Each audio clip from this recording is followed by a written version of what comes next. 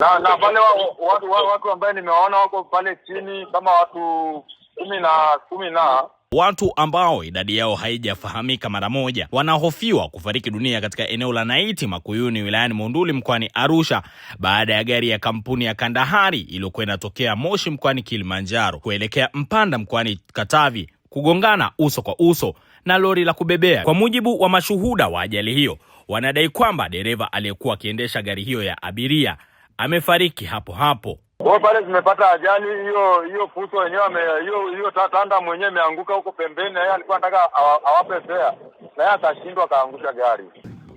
Hapo watu waliofariki ni wengi sana. Hiyo gari unajua imekula uso kwa uso na hiyo chanja, sawa? Alafu chanja kumbuka zilikuwa zimebebana mbili ziko juu. Alafu jamaa chanja alikuwa anataka kukataa. Yaani amewapa engo ya kuchinja gari. Unajua ile engo? Zile engo zote imechinja gari chini na juu, maana cheze zimeisha. Kwa maana kwamba ni kama hiyo gari imechinja. Maana kwamba hao watu hii safu ya mbele mpaka nyuma ya mlango hamna kitu. Yaani watu wa mbele wote mpaka nyuma ya mlango hamna mtu tena. Na pale watu ambao nimewaona wako pale chini kama watu 10 hapo ikasemekana kuna watu wako kwenye gari hawajatolewa bado.